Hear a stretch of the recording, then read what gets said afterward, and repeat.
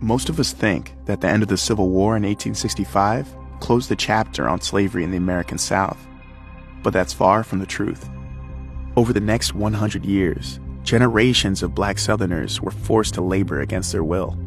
This new form of slavery happened in the shadows of the first half of the 20th century, and even though civil rights movement began advancing racial equality in the South in the 1950s, these practices continued secretly, making it a difficult history to prove. We lived on, I don't know what would you call it, but something like a plantation to me. It belonged to several different white people. They all were family, I guess. And you couldn't leave. And if you did leave, they either come get you or have somebody kill you or whatever. That's what happened. They did my mama bad. What'd they do to your mother?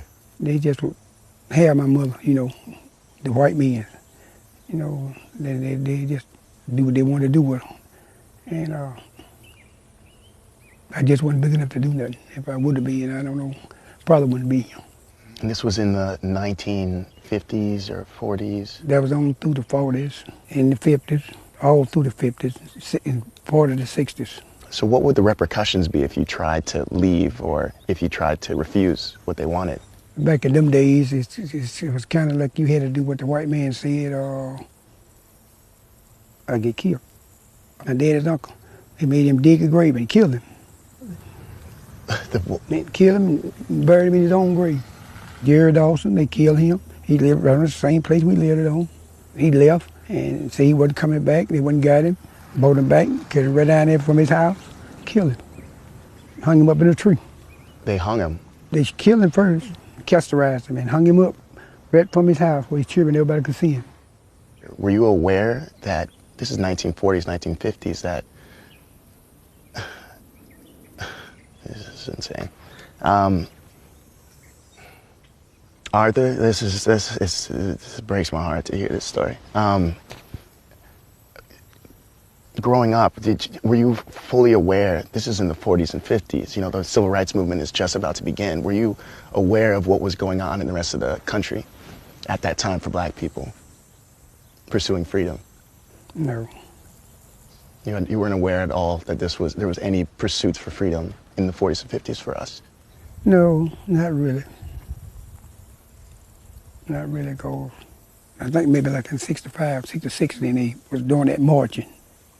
That's when I really found out. People are scared to talk about it. It's people right now, y'all go to talk to, they won't talk with y'all about this here. They're scared to do it. They got that fear in them,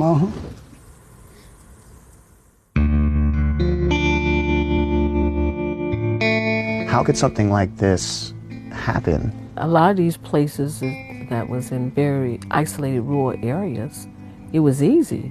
I mean, you had the opportunity to ride through some of these areas and you saw for miles and miles, there's absolutely nothing.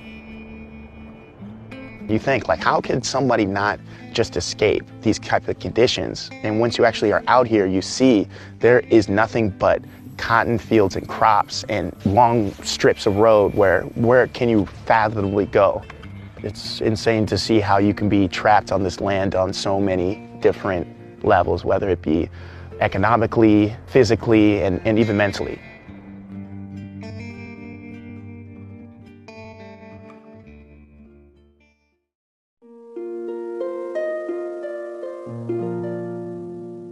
As the Civil War drew to a close, thus legitimately free individuals and escapees alike were captured and held in contraband camps, so named because as commodities they were considered contraband by Union troops who had no qualms about perpetrating slavery for their own benefit. 3 such camps existed in the Devil's Punch Bowl area of Natchez. A massive exodus of former slaves from southern plantations trekked northward in hopes of reaching a location of true freedom, but embittered soldiers, resentful that the people considered property were now free, had other plans.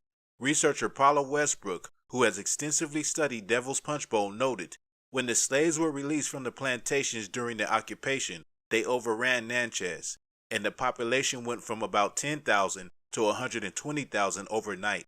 Unable to grapple with an instant population swell, the city turned to Union troops still lingering after the war to devise a merciless, impenitent solution. So they decided to build an encampment for them at Devil's Punch Bowl, which they walled off and wouldn't let them out. Former director of Natchez City Cemetery, Don Estes, explained. Devil's Punch Bowl is so named for a cavernous bowl-shaped gulch walled off by treetop cliffs. It was the perfect place in the heart of nature for the army to enslave people and carry out their regime of torture. The men were forced to undergo heavy labor throughout the day while the women and children were simply locked up behind the walls. Every slave man, woman, and child was starved and kept in the worst of hygiene conditions. The slaves died of torture by starvation and exhaustion. After the slaves were dead, the soldiers kept their bodies to rot inside the camps. They never cleared or buried the bodies. Instead, they provided inmates with shovels to bury their slave brothers and sisters inside the camp. They were told to bury them where they dropped. Such conditions, along with the camp's location and climate of the region, contributed to the outbreak of several diseases that infected and killed the slaves. One of the major diseases contributing to the fatality was smallpox. Estes said of the concentration camp prisoners, they were begging to get out. Turn me loose and I'll go home back to the plantation, anywhere but there. Locals say human skeletons occasionally wash free from the location in times of heavy rains and flooding. Wild peach trees now dot the basin where human beings who believed they finally won freedom from slavery were tortured and died, and these peach trees are believed to be fertilized by their bodies. Like so much about the history of the United States, sadistic acts perpetrated by officials acting on behalf of the government have been deceitfully downplayed to lessen shame and facilitate collective memory loss. Whatever the full truth about Devil's Punch Bowl, it's a veritable guarantee no history book will be honest or thorough enough to shed light on the excruciating conditions similar to Nazi concentration camps. This is the Devil's Punch Bowl. Black problems, black issues, past, present, and future. This is Black Authentic Truth.